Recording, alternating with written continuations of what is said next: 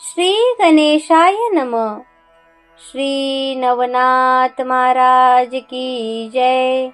श्री नवनाथ भक्तिसार कथा अध्याय 31. हा अध्याय वाचल्याने शाबरी मंत्राचे कपटी प्रयोग आपणावर होणार नाहीत. श्री गुरुदेव दत्त वधू. राणी भुजावती कृष्णागर आपला सावत्र मुलगा आहे हे लक्षात आल्यावर फार घाबरली. आपल्या हातून गुन्हास्पद वर्तन घडले. आता तो आपल्या पित्याला ही हकीकत सांगेल आणि राजा आपल्याला जिवंत ठेवणार नाही या विचाराने निराश होऊन विष खाऊन आत्महत्या करावी असे म्हणू लागताच दासीने तिला कृष्णागराच्या विरुद्ध राजाचे कान भरून उलट अन्याय झाला म्हणून राजाशी सहानुभूती मिळवण्याची युक्ती सांगितली.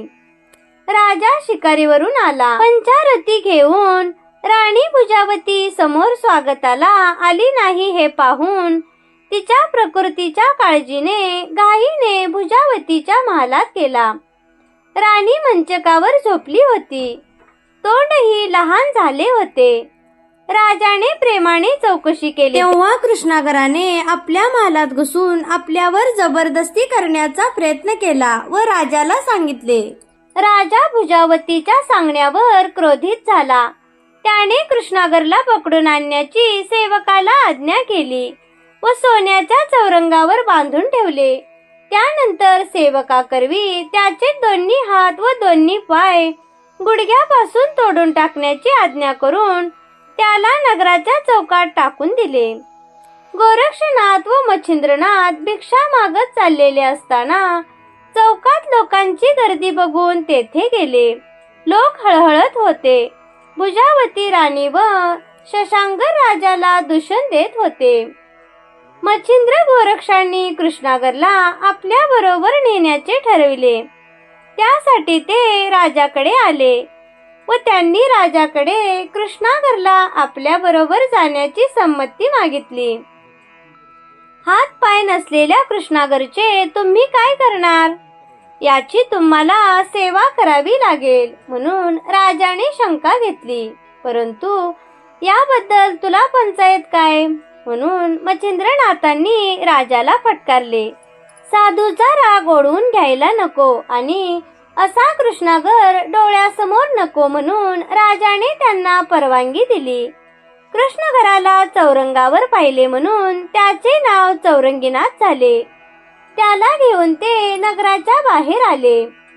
त्याला वाहत्या जखमावर झाडपाल्यांचा लेप देऊन त्या बांधल्या. त्याच्या मुखात अन्न पाणी घातले. या आपलेपणाने चौरंगीनाथ गहिवरला.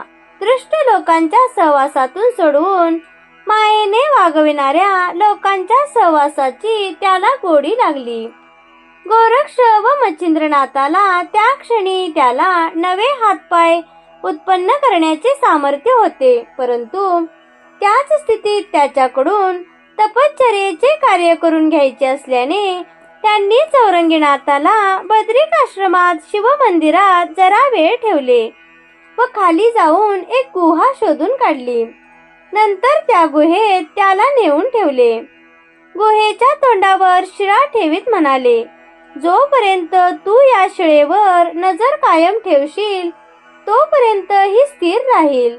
तू जर नजर काढली की ही शिळा तुझ्या अंगावर पडेल. मी तुला एक मंत्र सांगतो. त्या मंत्राचा सतत जप कर. भूक लागली तर फळे खा. आम्ही तीर्थयात्रेला जाऊन लवकरच माघारी येतो. असे म्हणून गोरक्षाने त्याच्या कानात मंत्र सांगितला व मच्छिंद्र गोरक्ष गुहेतून बाहेर पडले. गोरक्षाने चामुंडाला आवाहन करून रोज गुहेत चौरंगीसाठी ताजी फळे ठेवण्यास सांगितले. ते दोघे गिरनार पर्वतावर दत्तात्रयांच्या भेटीसाठी गेले. इकडे गुहेत चौरंगीनाथांची अवस्था दयनीय झाली.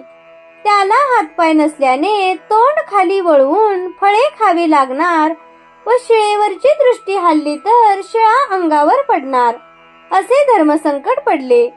चामुंडा रोज गुप्तपणे येऊन ताजी फळे ठेवीत असे. परंतु चौरंगीला भरवण्याची गोरक्षांनी आज्ञा दिली नव्हती, त्यामुळे ती सुद्धा काहीच करू शकत नव्हती.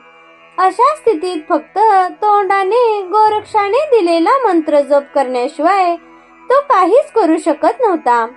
उपाशी राहिल्याने तो अगदी क्षीण झाला. अंगावरचे मांस वाळले, वारूळ चढले, शिळेवर दृष्टी आणि मुखात सूक्ष्म जप मात्र अखंड सुरू होता.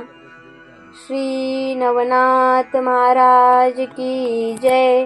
अशाच नवनवीन व्हिडिओसाठी माझ्या चॅनेलला नक्की सबस्क्राईब करा. बेल आयकॉनवरही क्लिक करा. धन्यवाद.